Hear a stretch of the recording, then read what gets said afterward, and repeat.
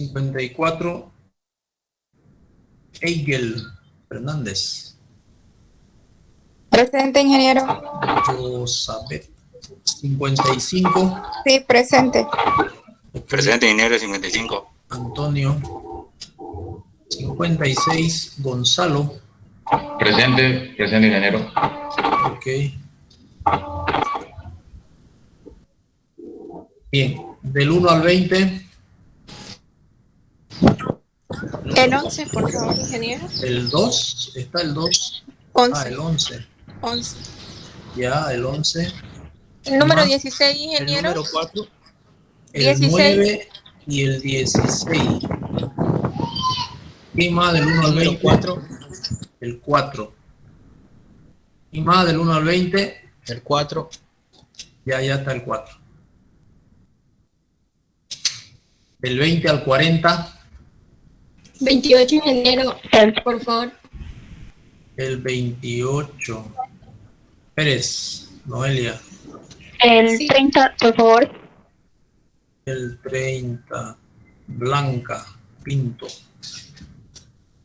¿Y más del 20 al 40? Y del 40 al final.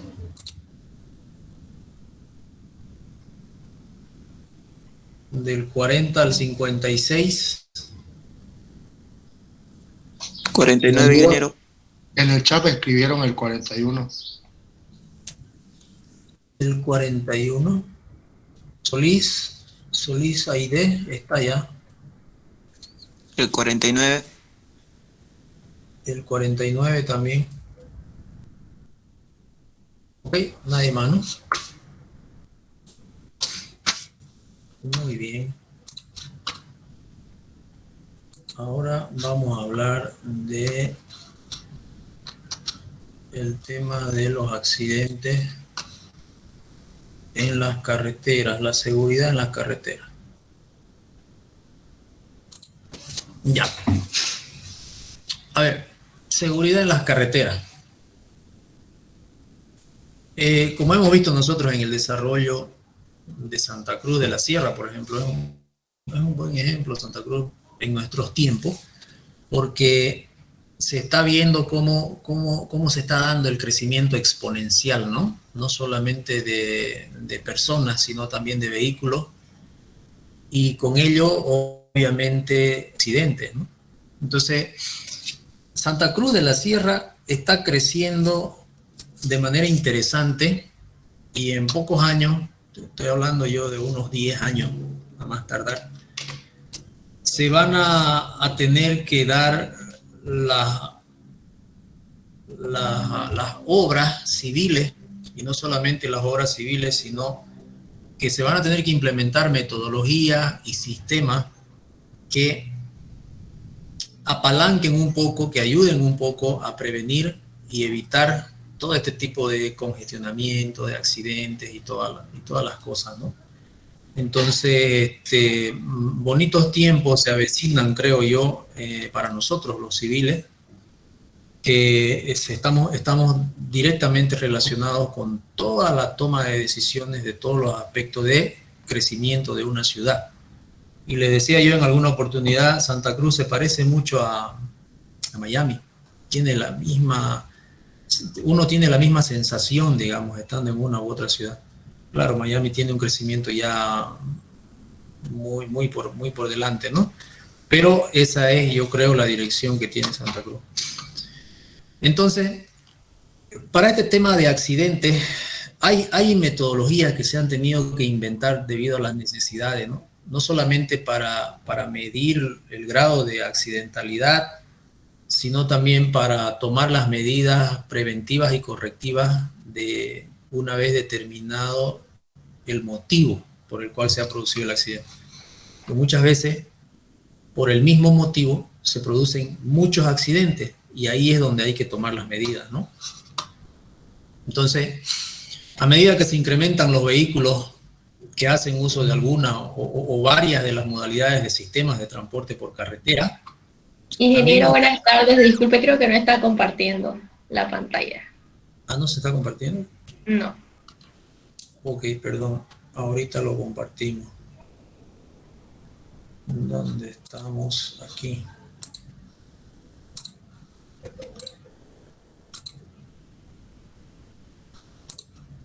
Ok. Ahora sí. Sí.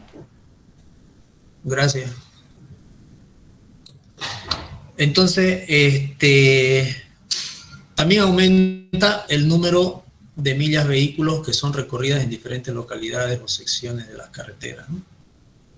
Entonces, el incremento de la cantidad de vehículos en una vía genera también el incremento de accidentes que pueden haber.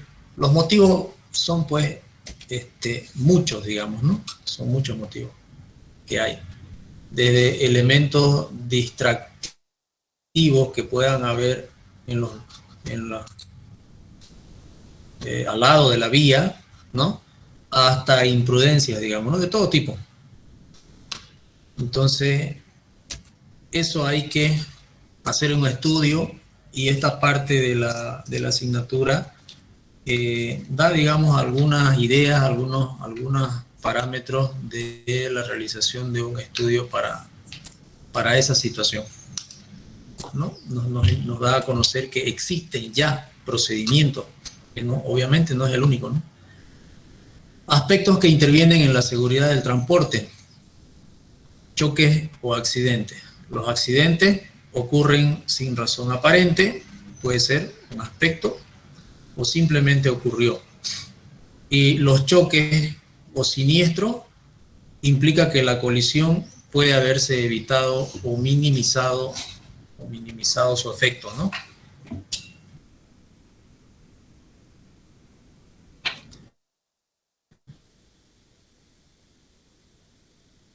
La modificación, el comportamiento del conductor, el diseño del vehículo, la geometría del camino, el ambiente del viaje, entre muchos otros factores que existen para que se origine un choque, ¿no?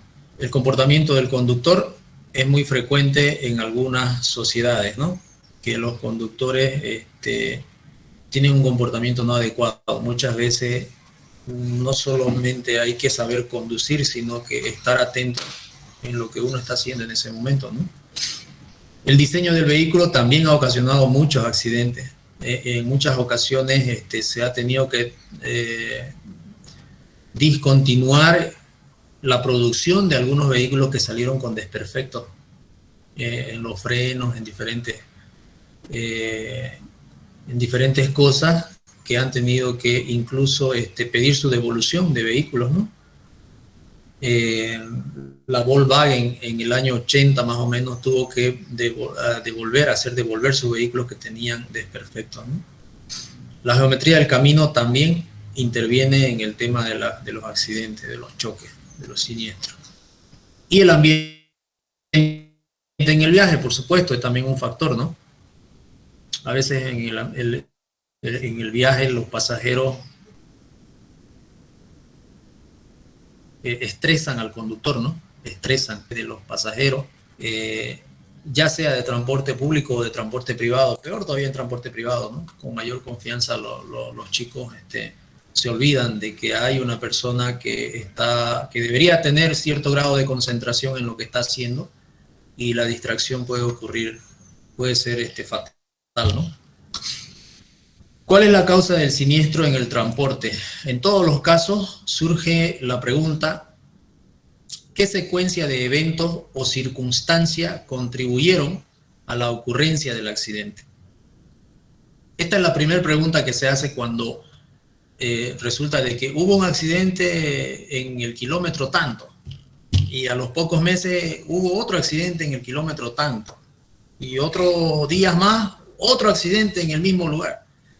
Entonces, que haya una repetición de 2 o 3 veces ya conlleva a una pregunta de este tipo, ¿no? ¿Qué es lo que está pasando en ese sector que hay tanto accidente, ¿no? ¿Qué consecuencias hubo? Es la siguiente pregunta. ¿Cuál fue la magnitud del accidente? ¿Hubieron muertos? ¿Hubieron heridos? ¿Qué grado es el daño material que se registró? Entonces, todos estos datos, en teoría, las instituciones llamadas a relevar información son los funcionarios de tránsito, ¿no? No la policía de tránsito. Normalmente en toda ciudad de un tamaño como la de Santa Cruz existe un departamento de funcionarios de tránsito que dependen de la alcaldía, que no son los policías de tránsito, que también esa es otra cosa, digamos, ¿no? Pero la alcaldía debe tener un departamento algunos le llaman departamento de tránsito, otros le llaman departamento de tráfico y transporte, y ese departamento tiene personal a cargo. Entre su personal a cargo, con seguridad hay más de un ingeniero civil, es decir, casi todos son ingenieros civiles, con diferentes especialidades también, ¿no? Entonces, ese departamento es el que acude a cada evento que se genera en todas las rutas, en cualquier camino, en cualquier calle. Y ese personal, ese ingeniero, tiene que levantar una planilla de información. Ya hay planillas estandarizadas donde se levanta información de diferentes aspectos para lograr responder a estas preguntas, para lograr identificar el motivo del accidente, porque al final es eso lo que se quiere, identificar el motivo del accidente y tomar las medidas correctivas para que deje de ocurrir esos accidentes en esa zona, ¿no? Es posible elaborar una lista general de las categorías de circunstancias que podrían influir en la ocurrencia de choques. Si se identifican factores, si se identifican los factores, entonces podríamos modificar y mejorar el sistema de transporte. En un futuro, la reducción o la eliminación de los factores que causan los choques será posible contar con un sistema de transporte más seguro, ¿no? Por supuesto. Y esta identificación de los accidentes, de repente errores de diseño geométrico de las carreteras o de las calles, etcétera, va a contribuir a disminuir el grado de accidente, incluso a salvar vidas, ¿no? Entonces hay muchos factores, pero algunos se repiten demasiado. Entonces, si los factores que se repiten demasiado son atribuibles o se atribuyen a la negligencia, a la imprudencia del conductor o de los conductores, entonces claramente el profesional identifica y dice, aquí tenemos un problema. Todo el análisis que hemos hecho, todas las planillas que hemos registrado, las preguntas que nos hemos respondido, se direccionan que ha habido imprudencia del conductor, pero ¿cómo puede ser que todos los conductores de micro sean imprudentes? Es probable. Muchas veces uno aprende algo que está mal, pero asume como que está bien, y lo enseña, y lo repite, y lo hace, y siempre lo hace, y piensa que está bien, ¿no? Entonces, más o menos eso ocurre también con muchos conductores con la misma cultura de la región donde uno vive. Todo el mundo lo hace, entonces pareciera que así se hace, digamos, ¿no? Sin embargo, es muy probable de que no sea así. Y ahí es lo que hay que entrar con una campaña ya de concientización, por un lado, y también de enseñanza de los buenos procedimientos y de las buenas costumbres, ¿no? O sea, es decir, cambiar un poquito la forma como aprendiste. Y no es fácil hacer eso. Es bien difícil que te cambien una cosa que tú aprendiste, que siempre te salieron los resultados positivos, pero no excelentes. Entonces tú no quieres cambiar porque dices, me sale bien, digamos, ¿por qué lo voy a cambiar? Sin embargo, haciendo el cambio de pronto te puede salir el doble de bien, ¿no? Espero que se logre comprender el mensaje. Es decir, hay cosas que las aprendemos a hacer mal, pero que el resultado no es tan malo, es aceptable. Pero si las aprendiéramos a hacer bien, de pronto ese resultado fuese el doble de mejor, digamos, ¿no? Y eso es lo más difícil cambiar en una sociedad. Cambiar un procedimiento de algo que te está saliendo más o menos bien, porque vos no querés correr el riesgo, me va a salir mal. ¿no? Pero entonces es difícil hacer ese cambio y ahí entran las campañas que se trabaja ya con la parte social, ¿no? Con los profesionales en el área social. Efectos que intervienen en los siniestros de transporte. Acciones del conductor o de los operadores, ¿no? Entonces,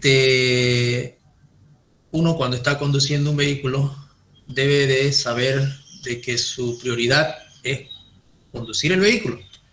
Las demás cosas son secundarias, ¿no? Es decir, no te puedes distraer tan fácilmente. Si alguien te habla, tú no puedes mirarle para responderle. Tú puedes responder atendiendo lo que estás haciendo. O sea, no debes de confundir tu prioridad. Todos tenemos miles de funciones que hacer, pero hay algunas que son prioritarias, ¿no es cierto?, en diferentes momentos. Entonces, en ese momento estás conduciendo un vehículo, esa es tu prioridad, y si se jalan los pelos tu muchacho o le da un ataque a tu pasajero, tú estás conduciendo. Por mucha que sea la emergencia, tú estás conduciendo. Debes de tomar la decisión primero de poner en seguridad el vehículo que estás conduciendo y después de bajarte y echarle guaca a los pelados que te están molestando, ¿no? O resolver el problema que tenés con el pasajero. Y no así inmediatamente soltar el volante y atender otra emergencia, que puede ser una emergencia, o sea, fatal, digamos, que alguien se atragante con algo y que se esté muriendo. No puedes dejar de conducir. Se van a morir los dos.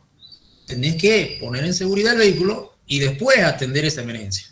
No hay otra forma. Incluso cuando uno viaja en avión dicen, ¿no?, si vos estás con un muchacho al lado, primero tenés que dar vos tu seguridad tuya, del adulto. El adulto, normalmente la reacción es ayudar al muchacho, peor si es tu hijo, digamos, ¿no? O alguna persona que tiene menos capacidades que tú y que sea tu familiar.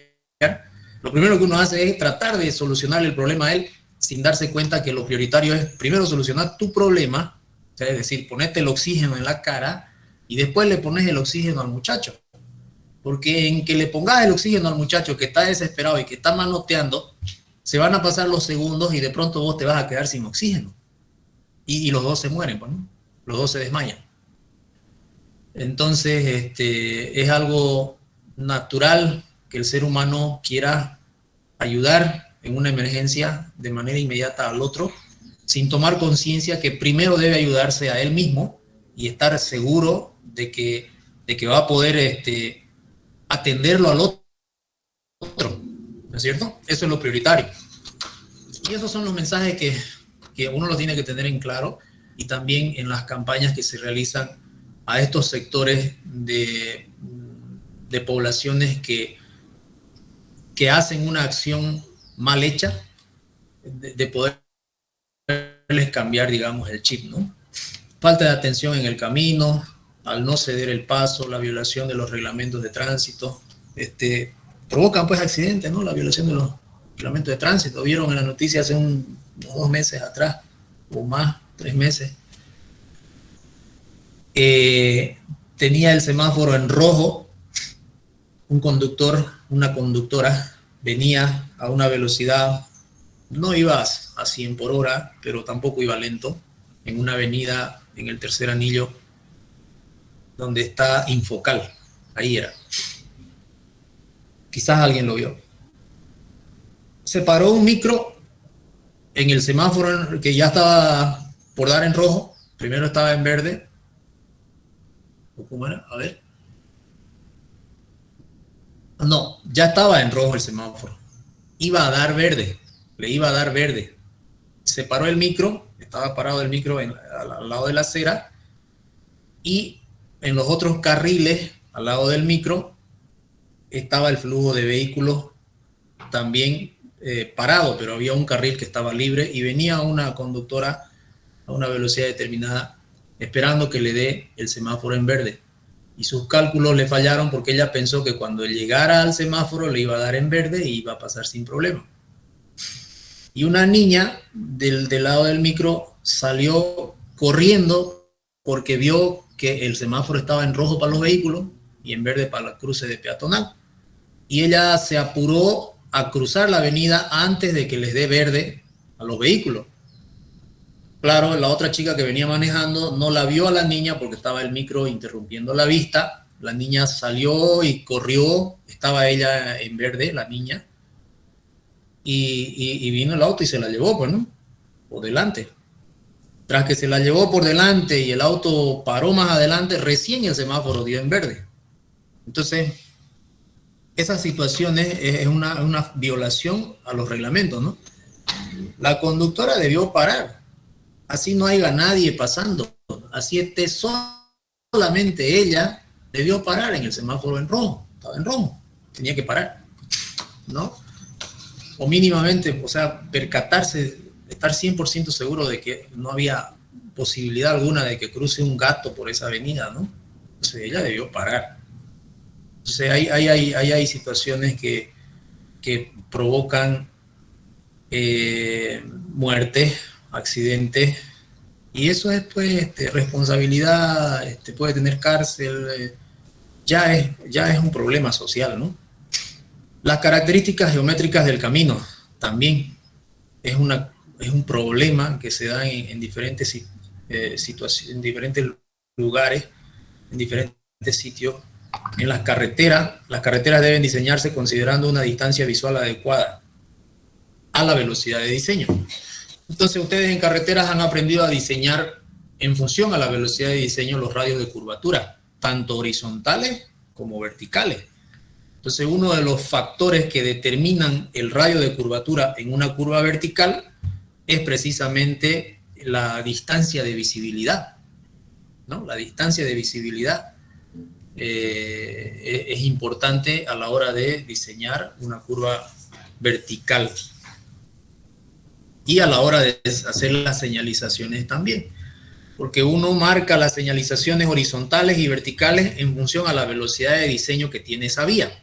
Si esa vía tiene una velocidad de diseño de 40 kilómetros por hora o de 60 kilómetros por hora, con esa velocidad de diseño uno calcula la distancia mínima de visibilidad que va a tener un conductor para adelantar a otro vehículo, ¿no?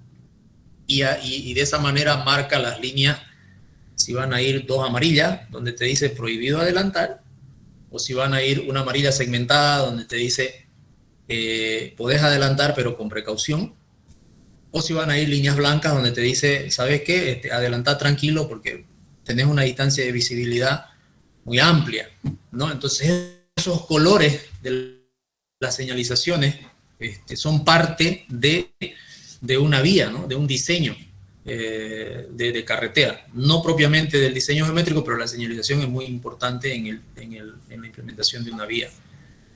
Evitan muchos accidentes, ¿ya? Y la parte geométrica es esa, ¿no? Las curvas, no puedes diseñar vos una curva vertical muy cerrada y decir que tu carretera tiene una velocidad muy alta. Tendrías que bajarle la velocidad de diseño a tu carretera para poder diseñar tu curva vertical cerrada, o mejor aún, volar esa curva vertical y mantener tu velocidad de diseño de tu vía, ¿no? Si es posible. Otra cosa que es importante en el diseño geométrico es el peralte, ¿no? El peralte que tiene que tener tu vía tiene que ser tal que permita la evacuación rápida de las gotas de agua en época de lluvia. Entonces ya no se produciría el famoso hidroplaneo si tenés un buen peralte que evacúe rápidamente las aguas en los laterales, ¿no? Eso es parte del diseño geométrico. Y eso va a depender del tipo de material que estás utilizando, es decir, de la rugosidad del pavimento que vas a utilizar. En función a la rugosidad del pavimento, tú puedes determinar básicamente la velocidad del escurrimiento de las aguas de acuerdo al peralte que le vayas a dar, ¿no? Entonces, en función a esa rugosidad, tú decides el peralte que le vas a dar a tu carretera para que no se genere el famoso hidroplaneo. El hidroplaneo es el fenómeno que se da de inestabilidad en un vehículo cuando se acumula una película de agua, una pequeña película de agua en el pavimento, y las llantas disminuyen su rozamiento con el pavimento debido a esa película de agua. Es como si se parara en el hielo, digamos, ¿no? Resbala y no se puede controlar el vehículo, ¿no? A ese fenómeno se le llama hidroplaneo, cuando el vehículo se descontrola debido a la caída de rugosidad entre el pavimento y la llanta, producto de la película de agua que se queda en el pavimento. Entonces, es muy importante eso, y eso es parte del diseño geométrico, ¿no? Ambiente físico o climático en el que opera el vehículo. Bueno, el climático sobre todo, digamos, ¿no? Las neblinas en algunas ciudades muy densas, las lluvias muy intensas, los granizos, etc. Entonces, para esas situaciones, cuando son muy frecuentes, se toman algunas medidas como la señalización LED o señalización luminosa, ¿no? También en el reglamento del buen conductor, si se puede decir, es obligación del conductor prender las luces, ¿no? O sea, no podés vos manejar sin luces, aunque podás ver bien, no podés manejar sin luces en una lluvia. Tienes que manejar con luces porque hay que saber de que no solamente está uno manejando, no está solito en la carretera, hay otros que pueden ser más ciegos que tú y sin luces no te van a ver. Y ahí se puede producir el accidente. En cambio, con luces sí te van a ver. Entonces, son muchas cosas que uno tiene que tener en cuenta.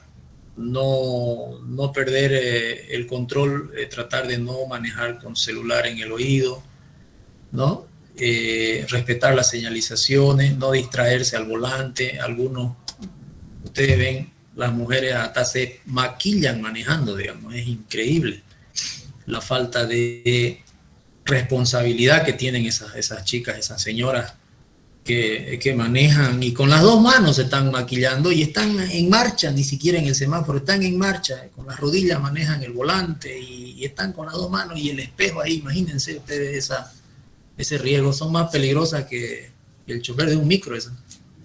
Entonces es bien peligroso eso, claro, va a ser hasta que les pase nomás una situación no deseable, ¿no? Pero no se debe hacer eso. Recolección y mantenimiento de datos. Bueno, aquí tenemos una planilla. Esta planilla es una planilla que manejan en Estados Unidos para la recolección y mantenimiento de datos, recolección y archivo de datos, ¿no? Datos acerca de accidentes. En el departamento de tránsito, que la mayoría son ingenieros civiles con diferentes especialidades, ya, pero no son policías como tal, policía es otra cosa, se lleva el registro de toda la información relevante de accidentes de tránsito, los cuales se encuentran en forma de reportes de accidentes. ¿Ya? Esto no solo en una ciudad de la importancia que tiene Santa Cruz, no solamente es archivarlo, el informe, el reporte, sino que hay que hacer un análisis, ¿no? Hay que cargarlo a un sistema, a un software, a un programa, donde salte claramente las estadísticas que ya tiene ese programa. Cuando estás cargando de la planilla al programa, estás poniendo la ubicación del accidente y demás datos, cosa de que se va a ir a registrar a un lugar donde seguramente han habido más accidentes, ¿no? Y en esa planilla uno coloca incluso cuál es, según la percepción de la persona que ha ido a hacer el levantamiento, cuál es el motivo del accidente. El que va a hacer el levantamiento no es cualquiera, digamos, ¿no? Tiene que ser un profesional que tenga conocimientos no solamente de diseño geométrico, no solamente de señalizaciones, ¿no? Tiene que tener conocimientos amplios para poder hacer el levantamiento y poder al final, según su criterio, decir, me parece que esto ha podido ocurrir. Esta es la primera posibilidad de accidente en este lugar.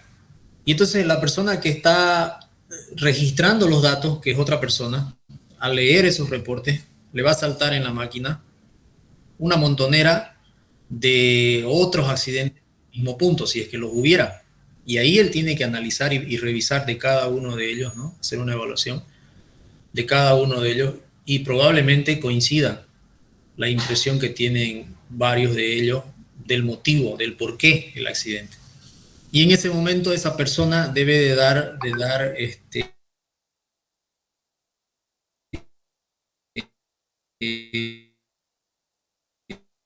departamento que señores de obras públicas, resulta de que en esta ubicación se está produciendo un accidente y los reportes están indicando de que es por falta de un ochave, no sé, por falta de un ochave. Entonces se les sugiere que vayan y verifiquen en el lugar. Entonces los tipos van, verifican y tienen que tomar la decisión de hacer un ochave para que ya no vuelva a ocurrir o tomar las medidas que correspondan, pues, ¿no?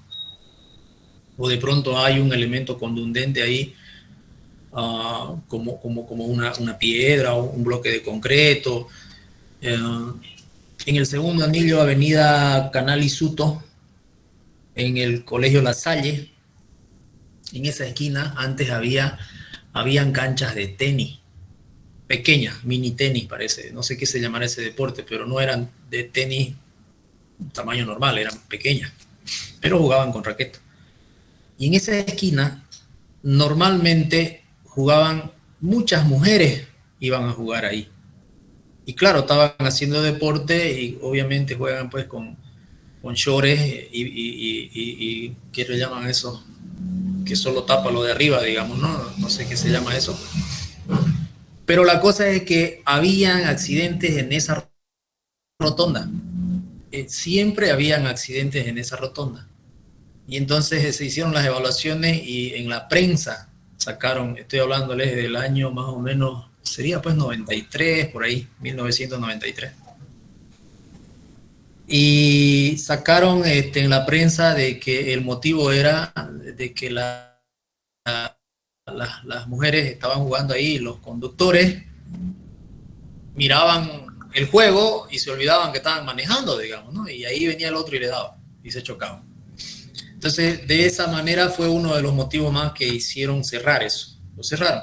Ahora ya no funciona como cancha. Han quedado algunas 2 o 3 canchas todavía paradas, pero lo han vuelto, creo que gimnasio, no sé qué cosa más adentro. Parqueo, un tiempo lo hicieron, pero ya no está funcionando como tal, ¿no? Entonces son elementos que uno ni se los imagina si no le toma atención al levantamiento, al relevamiento del por qué el accidente, ¿no? ¿Qué pasó aquí? ¿Por qué se ocurrió ese accidente? Hay que determinar en un buen porcentaje la veracidad del por qué ocurrió el accidente para poder estadísticamente buscar una solución a ese problema, ¿no? Información acerca de la localidad, hora de ocurrencia, condiciones de camino y del medio ambiente, tipo y número de los vehículos implicados, croquis que muestre la trayectoria de las maniobras de los vehículos involucrados. Entonces, en este espacio hacen un croquis, un dibujito de la calle, los vehículos, este estaba parado, este estaba andando, aquí está el semáforo, algún dibujito que nos permita comprender el porqué del accidente. Y todos esos datos se los llena en la ficha en el lugar y en pocos minutos después de la ocurrencia del accidente, ¿no? Programa de mejora en la seguridad de las carreteras a nivel de proceso. Entonces esto es como un diagrama de flujo, ¿no? Proceso número 1, la recolección y procesamiento de los datos. La recolección y el procesamiento de los datos. Proceso número 2, identificación de las localidades y los elementos peligrosos, ¿no? Del lugar y lo que hay alrededor. La realización de estudios de ingeniería. Por eso les decía, en este aspecto, los ingenieros civiles tienen que estar presentes con alguna especialidad, digamos, o sin especialidad, básicamente por la experiencia, ¿no? Y el estudio de cada uno de los que se metan en este ámbito, ¿no? Establecimiento de las prioridades del proyecto, ¿no? Después tenemos el componente de implementación. Este es el componente de la planificación. Se planifica, se implementa y la planificación, porque después de la evaluación como que salen las conclusiones y se generan los cambios. Se genera algún cambio. Después de la evaluación se dice, no, ¿sabes qué? Creo que en lugar de la pintura amarilla, pongámosle ojo de gato, porque siguen ocurriendo los accidentes y quizás el ojo de gato es más llamativo, qué sé yo. Se implementa y se vuelve otra vez acá, al inicio, ¿no? Se planifica y se miden los resultados después, ¿no? Entonces es un diagrama de flujo cíclico, ¿no? De ida y vuelta.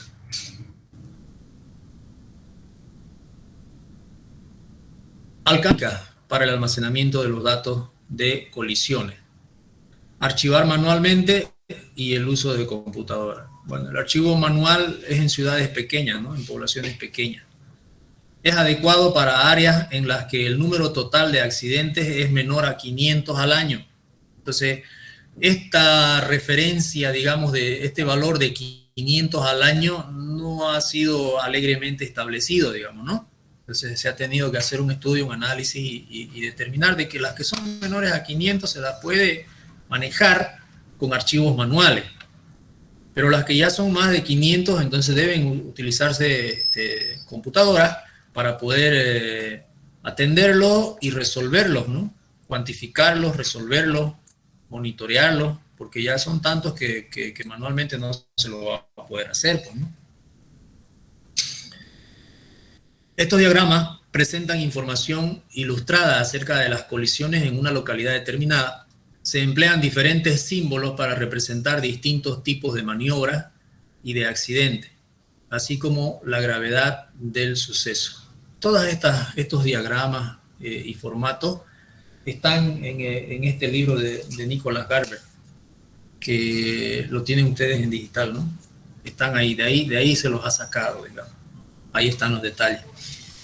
Y este libro de Nicholas Garber es de Estados Unidos, de la parte de California, por ahí más o menos, creo que de ahí. Entonces, en esos lugares están manejando, son ciudades bien adelantadas donde tienen ya han experimentado muchas cosas, ¿no? Y siguen todavía mejorando su sistema de control. Análisis de colisión. Las razones para analizar los datos de tránsito pueden ser, entre muchas otras, identificar los patrones que pueden existir. Hay que tratar de identificar cuál es la situación que se repite en todos los accidentes en ese punto. Es decir, el conductor minutos antes del choque gira a la izquierda, digamos. Entonces las llantas en el pavimento se van a ver que ha girado a la izquierda y que el siguiente accidente también giró a la izquierda y que el siguiente giró a la izquierda. Entonces ese es un patrón. Hay que identificar ese patrón. ¿Cuáles son los patrones que existen en el momento del accidente? ¿No? Entonces se van identificando y después se va viendo por qué. ¿Por qué están reaccionando? Es un patrón que todos están haciendo, digamos, ¿no? Determinar las causas probables respecto a los conductores, las carreteras y los vehículos. También eso, ¿no? Es decir, ¿hay probabilidad de que el conductor tenga la culpa? ¿Qué probabilidades hay de que el conductor tenga la culpa? ¿Cuándo podés decir el conductor tiene la culpa? Cuando tenés una vía, qué sé yo, recta, amplia, y después de hacer un peritaje el vehículo no tenía problemas mecánicos, ¿no? Entonces ahí hay altas probabilidades de que el conductor tenga la culpa, porque es difícil tener un accidente en una carretera, en un tramo recto y amplio, ¿no? y que el vehículo está en perfecto estado. Entonces, no. ¿Cuál es la posibilidad de que las carreteras sean las culpables? Es decir, el diseño geométrico. Entonces eso también hay que analizar. En ese sector hay una contracurva, el radio de curvatura no corresponde a la velocidad de diseño, es decir, tenés un tramo recto y de pronto tenés una curva que tiene un radio de curvatura que no va a encajar en la velocidad de diseño de repente. Si existe eso, tenemos que construir o implementar reductores de velocidad antes de llegar a la curva, ¿no? Porque puede ocurrir que por algún motivo tengas una velocidad de diseño de, no sé, 80 kilómetros por hora, pero tu curva esté diseñada para 50 kilómetros por hora. El tipo viene a 80 y le agarra la curva con 80 y no va a dar, pues, ¿no? Si la curva está diseñada para 50, no le va a dar. Pasa eso bastante en nuestros caminos del país, ¿no? Y no hay señalización, muchas veces no te dicen baje la velocidad, disminuya la velocidad, y no te dicen tampoco un letrero en el tramo ese, antes de entrar a la curva, velocidad máxima 50 kilómetros por hora. Si tenés la señalización así, el chofer que iba a 80 o a 100 ve el letrero que dice velocidad máxima 50 antecitos de la curva, entonces disminuye su velocidad, ¿no? Para entrar en la curva. Entonces hay que tomar las medidas. Y de lo contrario también los sonorizadores, ¿no? Unos 200 metros antes, 300 metros antes, dependiendo de la velocidad, con pintura normalmente se le hace, ¿no? Pintura de una densidad alta, donde se quedan como unos rompemuellecitos, no muy altos, bajitos, ¿no? Pero varios, un tramo de unos 20, 40 metros. Entonces entra el vehículo y empieza a sonar, pues, ¿no? Y ahí uno reacciona y dice, ¿por qué hay esto? Y de pronto ves un letrero que dice, baje su velocidad, curva, velocidad máxima, 50 kilómetros. Entonces miras tu tablero y vas a 100, y ahí bajas la velocidad y entras en la curva. Todas esas medidas son implementadas después de puesta en marcha la vía y cuando ya han habido un par de accidentes, ¿no? Entonces hay que determinar esas causas de la carretera. ¿Es el problema de la carretera? ¿Es el problema del conductor? ¿Es el problema de los vehículos? Digamos, ¿no? ¿Qué está pasando ahí? ¿Cuándo es el problema del vehículo? Cuando tenés una pendiente, qué sé yo, bastante fuerte en un tramo carretero y resulta de que los vehículos de repente tienen problemas en la tracción del vehículo, o sea, en la potencia del vehículo para subir si están de subida, o de repente en sus sistemas de freno, qué sé yo. Y eso es haciendo el peritaje, ¿no? Después del accidente, por supuesto. Hacen el peritaje y evidencian de que se reventaron los frenos del vehículo, por ejemplo. Porque se reventaron los frenos del vehículo, digamos. Entonces, de pronto hay una inspección técnica vehicular que no está funcionando, ¿no? O sea, hay que llegar a eso, a encontrar esos motivos. Desarrollo contramedidas que reduzca la tasa y la severidad de los accidentes. Bueno, lo que les decía, la implementación de algunos elementos que te puedan ayudar a disminuir la severidad de los accidentes, los mismos accidentes. Estas determinan como base en los datos de exposición, como volumen de tránsito y longitud de la sección de caminos considerada. Las más comunes son tasa por millones de vehículos que entran y otra tasa por 100 millones de millas vehículo de viaje. Son dos parámetros que hay que determinar. Ya matemáticamente hay fórmulas para determinar la tasa por millones de vehículos que entran y la tasa por cada 100 millones de millas de vehículos. Aquí tenemos, por ejemplo, el TMBE, que es la tasa de siniestro por millón de vehículos que entran.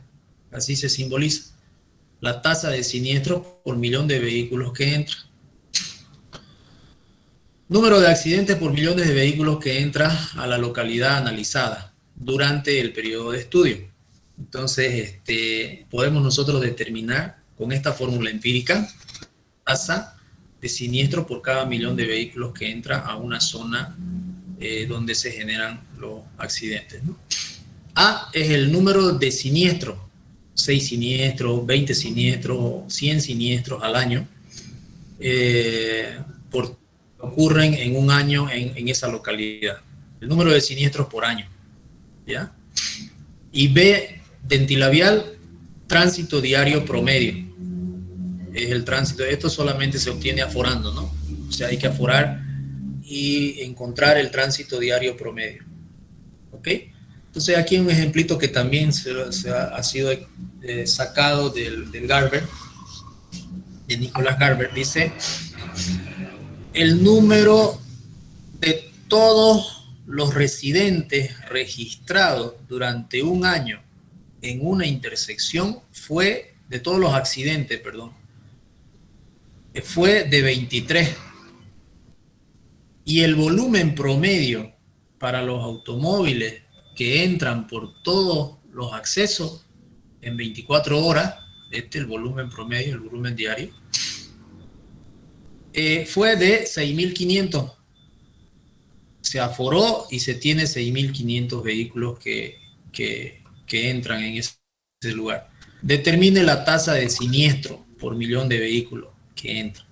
Es fácil, digamos, ¿no? La tasa de siniestro por millón de vehículos que entra es igual a 23, que es el número de accidentes por año, multiplicado por 1.000.000 y dividido entre el tránsito diario promedio. Entonces se reemplaza y se tiene 9.69 siniestros por millón de vehículos que entran.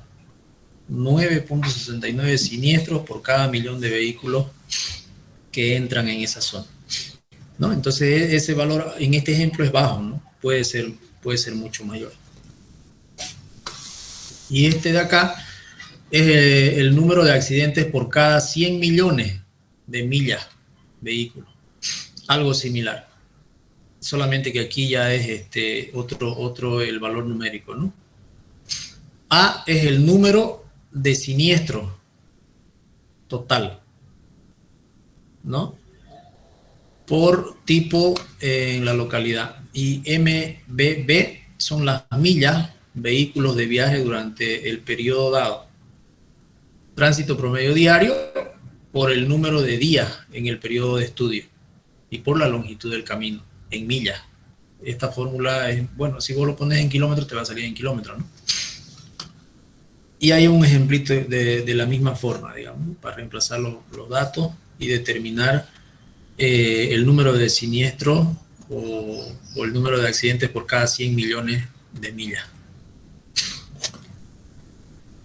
Patrones de los siniestros, análisis del valor esperado y el análisis en grupo. El análisis del valor esperado, término matemático que se emplea para identificar las localidades que presentan ocurrencia de accidentes con características no comunes. Entonces, ese es el término que se utiliza, análisis del valor esperado, para identificar los accidentes con características no comunes. Debe emplearse solo para comparar sitios con caracteres similares, ya que los análisis no consideran los niveles de exposición. Análisis en grupo implica la identificación de una característica particular a partir de los datos de colisión obtenidos en el sitio. Identificar cualquier ocurrencia anormal de un tipo específico de siniestro en comparación con otros tipos de siniestros en el mismo sitio.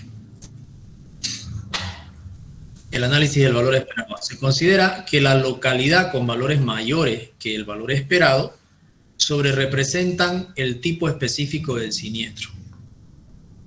Entonces, BE es el rango esperado de frecuencia de siniestro. Entonces, uno determina con esta fórmula la frecuencia del siniestro, es decir, aproximadamente cada cuánto va a haber un accidente de ese tipo en ese lugar, ¿no? Entonces, por diferentes motivos se llega a determinar eso y ya se sabe. Entonces ya uno sabe, si normalmente ocurren 20 accidentes al año en ese lugar, vamos por 10, faltan otros 10, digamos, ¿no? Número promedio de siniestro por localidad es el valor de X barra. Desviación estándar, S, es desviación estándar estimada de la frecuencia de los siniestros. Y Z es el número de desviación estándar que corresponde al nivel de confianza requerido, ¿no? El análisis del valor esperado estudia las causas del número promedio de ocurrencia de un tipo específico de accidente para varias localidades.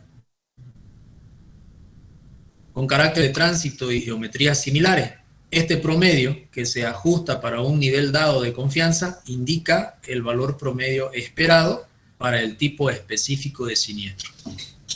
Entonces, estos parámetros, estos valores, hasta donde yo conozco, no están determinados en Santa Cruz.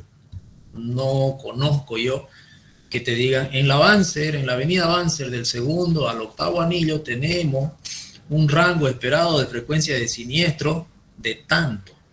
No existe, digamos, ¿no? Porque todavía no se han elaborado este tipo de información.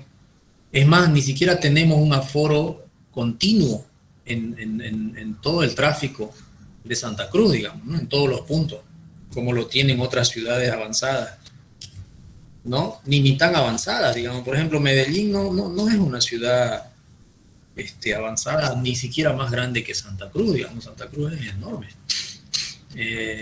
Medellín es más pequeña, pero ya tiene un sistema, por ejemplo, de aforo en tiempo real. Ellos aforan a través de cámaras. Tienen toda la información en tiempo real, sus aforos. Bajan normalmente cada 15 días su información y van actualizando sus aforos que tienen. Y con esas actualizaciones hacen intervenciones de todo tipo en la ciudad. Entonces los del departamento de tránsito manejan toda esa información, y cuando el de obras públicas quiere construir un puente en un lugar, se apersona al departamento de tránsito y le dice: yo quiero construir un puente aquí, quiero que me ayude en el tema de los desvíos que se van a tomar. Entonces el tipo de tránsito entra en su modelo y interrumpe la vía donde van a trabajar, la interrumpe, genera a su criterio diferentes posibilidades de desvío, y el modelo le va a indicar entre 2 o 3 opciones cuál es la que menos problemas causaría, y ahí toman la decisión, ¿no? Porque tienen muchas opciones, incluso el desvío, hacerlo justo 1 metro antes del problema, o hacerlo 500 metros atrás, digamos, ¿no? Probablemente 500 metros atrás, haciéndolo 500 metros atrás, como que acordonando el área unos 500 metros a la redonda, te pueda resultar menos traumático para el usuario. Entonces el usuario 500 metros atrás tiene que tomar su desvío, y de pronto el tráfico se comportaría mejor que hacerlo 2 metros antes del problema.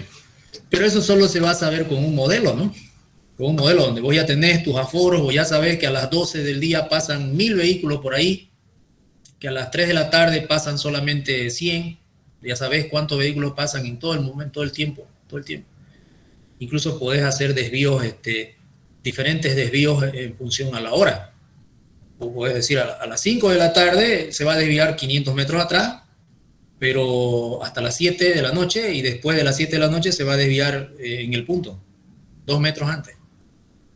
Ese tipo de medidas se pueden tomar teniendo todo el bagaje de información sistematizado, ¿no?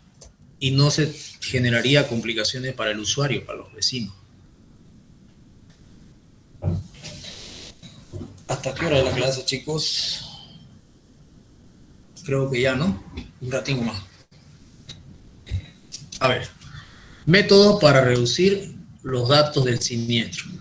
Ya, aquí vamos a quedar, porque por un lado no hay que afectar a su programación que ustedes tienen.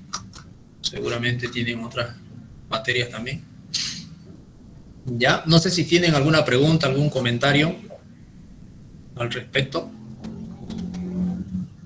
Toda esta información, por un lado se las he pasado ya, y por otro lado está pues en el Nicholas Gerber, ¿no? Ahí, pero hay que leerlo, ese es el tema. Y es ahora que tienen que leerlo, porque es la única oportunidad que van a tener de dedicarle un tiempo a esto. La idea de la formación en nuestro medio, en nuestra universidad del ingeniero civil, no es que sea un experto sino más bien que tenga un bagaje de conocimiento bastante amplio, para que cuando le toque trabajar de lo que sea, porque así es en nuestro medio, te puede tocar entrar al departamento de tráfico y transporte de la alcaldía, y ahí ya tenés una idea de lo que estamos hablando, y ya tenés una bibliografía que ya estudiaste, y ya sabes dónde buscar, ya sabes dónde profundizar tu conocimiento para hacer un buen trabajo. Ese es el enfoque ahorita con lo que se ha estado manejando la academia en nuestra área de ingeniería civil en Bolivia y en Latinoamérica, ¿no? Porque no hay un progreso tan grande como para que seas especialista en una cosa. Imagínate si la universidad te sacaría especialista en tránsito, en tráfico, solamente. ¿Qué vas a hacer? Con unos 20, 30 ingenieros especialistas en tráfico se acaba la pega, digamos. Y después, ¿me entiendes? Entonces, eso también hay que ser conscientes de eso, digamos, ¿no? De que la formación todavía acá está un poquito amplia para que tú puedas, si te toca ser calculista, profundizar lo que has aprendido y ser calculista. Si te toca diseñar un puente, profundizar tu aprendizaje, porque lo estás viendo en la carrera, ¿no? Un poco del diseño de puentes, profundizar. Como que acá en la carrera te ayudan a perderle el miedo a cualquiera de las áreas, porque ya las has visto, ya las conoces superficialmente, pero ya las conoces. Agarrar y meterle después el estudio más profundo antes de hacer algo, ¿no? Porque nuestra actividad conlleva, puede ocurrir accidentes y muertes, ¿no? Hay responsabilidades en las espaldas de los ingenieros civiles, ¿no? Entonces, eso hay que ser consciente. Diseño geométrico de carretera, ustedes han visto también en todas las áreas, ¿no? En hidráulica, en todas las áreas, si ustedes se dan cuenta, es así. No somos especialistas en una sola área, ¿no? Sabemos de todo un poco, porque nos permite a nosotros profundizar en lo que queremos, en lo que vamos a hacer, en lo que vamos a trabajar. ¿Ok? Bueno, y aparte de la carrera, pues, o sea, tienen que ustedes ya pensar en otras actividades. Pues, ¿no? La carrera es una herramienta nada más, digamos. No hay que quedarse ahí. Hay que hacer otras cosas, ¿no? Hay que leer libros de contabilidad incluso, ¿no? Y libros de superación personal, profesional. Hay que leer muchos otros libros que no están en nuestra malla curricular. Y una de las cosas importantes que ustedes tienen que hacer en esta temporada es aprender el inglés, ¿no? Eso es una herramienta igual o más importante que la del título de ingeniero civil. Porque no nos olvidemos que nosotros, como carrera acreditada, nuestro título tiene valor en todas los países del Mercosur, y no solo del Mercosur. Con la globalización, hay muchos ingenieros, especialmente de sistemas, que trabajan en Bolivia, pero les paga una empresa sueca, que están en Suiza.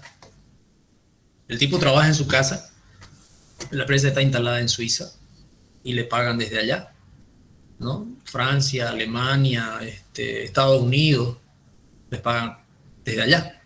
No conviene que el Canva se vaya allá porque les cuesta más caro. Un Canva aquí, un ingeniero te gana $2,000, $3,000 y está feliz.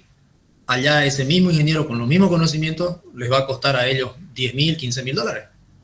Por eso es que la globalización y la tecnología permite contratar a un ingeniero en Bolivia o en la India sin que se mueva de su casa y mandarle el trabajo y recibir el resultado.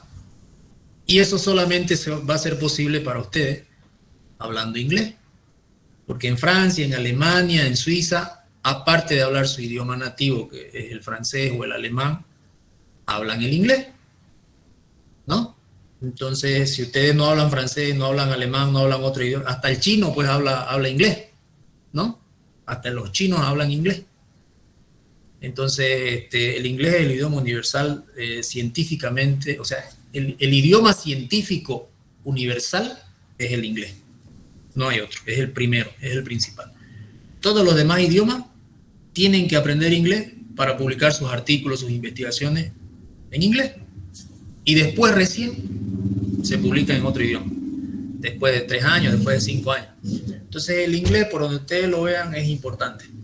Es sumamente importante para los que quieren, obviamente, tener una herramienta más para su futuro, ¿no? Así que hay que buscar la forma de... Ok, jóvenes, no sé si tienen algún comentario. ¿Algún comentario para quedar ahí si es que no hay comentarios?